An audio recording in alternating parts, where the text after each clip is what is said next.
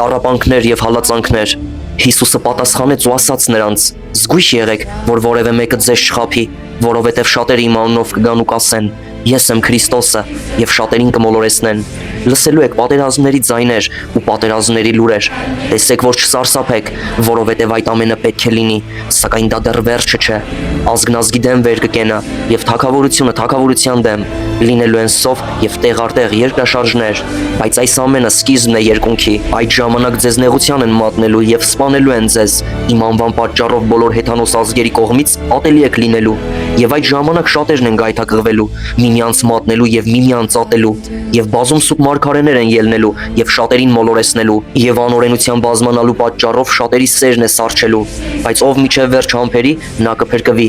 Եվ արքայության այս ավետարանը քարոզվելու է ամբողջ աշխարհով, որպես վկայություն բոլոր հեթանոսներին, եւ այդ ժամանակ գալու է վերջը։